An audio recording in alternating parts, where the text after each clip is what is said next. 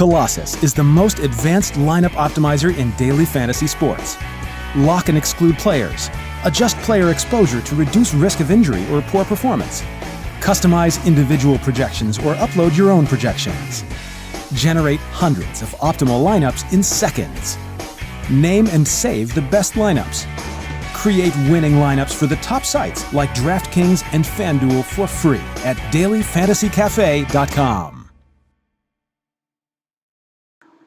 Hello and welcome to the Cash Game Breakdown Podcast. I'm Big Italy 42 here talking about some sample lineups and some cash game thought processes from Spencer Limbach at Spencer_JL. Go ahead and check out his article there where he writes about all these things in detail for you there. All right, starting off here with a FanDuel cash game lineup at quarterback. As he mentions here, he likes Tom Brady, as pretty much everyone does, but he wants to pay at some other positions.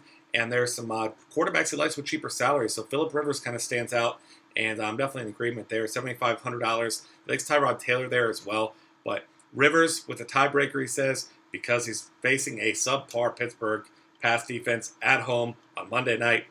And last 3 weeks, the Steelers have faced Kaepernick, Foles, and Flacco. So the numbers may be a little bit misleading here. And as he points out, Rivers is the best quarterback they'll be facing since week 1 when they faced Tom Brady, and we've got some injuries on the offensive line. So Chargers, as we know, great in that short passing game, and I expect Phillip Rivers to throw the ball a ton in this one with some issues on the offensive line there. Other option he's got, like I said there, Tyrod Taylor. Moving on to running back, where this is the easy decision. I mean, you've got Le'Veon Bell versus Jamal Charles, and as Spencer mentioned here, on FanDuel, he's going with Le'Veon Bell. I'm definitely in agreement there. And Charles on DraftKings, where he's cheaper. But even if the game flow doesn't work out, this is the focal point. He is the focal point of the Pittsburgh offense. Just like we saw last week, had nearly 30 touches. Has caught 7 passes in each game since his return from suspension. And this one's just a no-brainer. He's $9,000. San Diego's run defense has been terrible this season as well. The guy does it all. Catching passes, running volume, load out of the backfield. So this is your top option here. Next up, he's looking at the RB2 spot. Had it narrowed down between Devonta Freeman and Dion Lewis.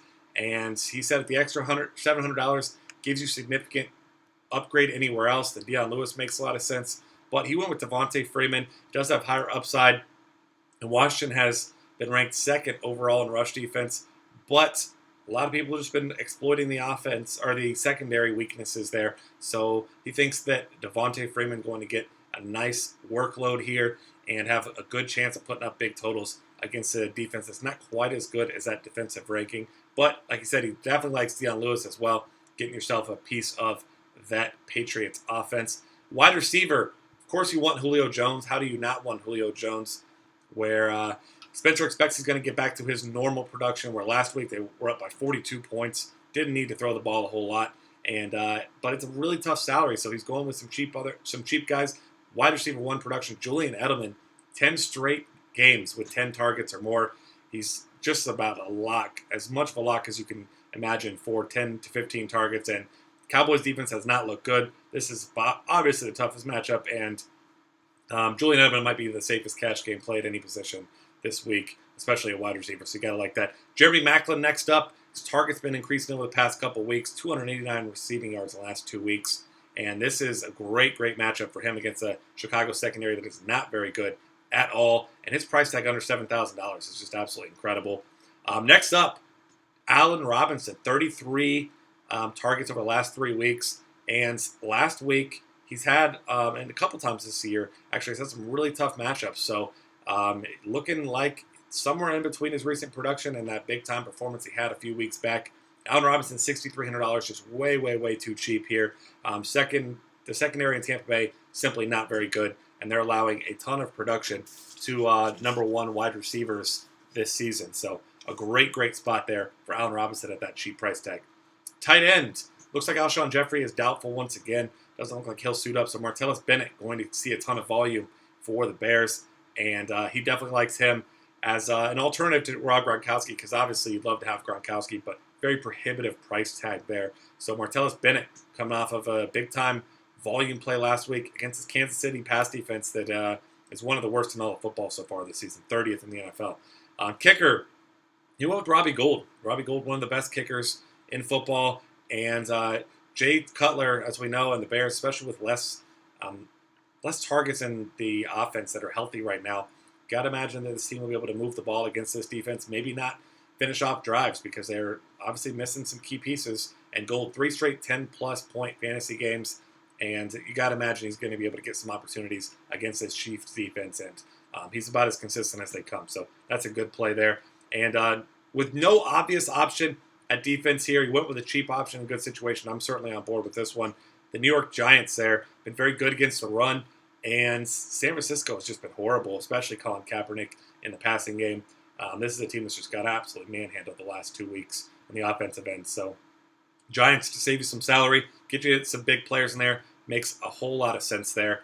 Moving over here to the DraftKings lineup, a lot of similarities here. Phillip Rivers once again. He's got Bell and Charles in this one, and Julian Edelman and Jeremy Maclin as well. And then going with some cheaper players here. Kamar Aiken, $3,800. He's now Baltimore's number 1 wide receiver as Steve Smith is banged up. Doesn't look like he's going to play. Listed as doubtful, but I can't imagine he's going to suit up here. So Kamar Aiken, a de facto number 1. And 5 for 77 and a touchdown last week against Pittsburgh. Now facing off against Cleveland secondary that's just been not good at all. And then looking for a cheap tight end. He's got Owen Daniels in here, $2,700. One of the cheapest tight ends on the board at any position or at all. And he did score a touchdown last week. His second straight week with a touchdown. Gets red zone looks from Peyton Manning. And an Oakland defense that has been horrible against tight ends this season. So that makes a lot of sense. And then throwing in Deion Lewis, a guy that he was considering before. $4,800 on DraftKings makes a lot of sense. And the Giants at just $2,900 make a lot of sense as a defense on DraftKings as well. And that's going to wrap things up. Find us on Twitter at DFCafe. He is at Spencer_JL. Check out the rest of our great content at dailyfantasycafe.com and subscribe to this YouTube channel for more great content in every other DFS sport. We'll see you guys next time.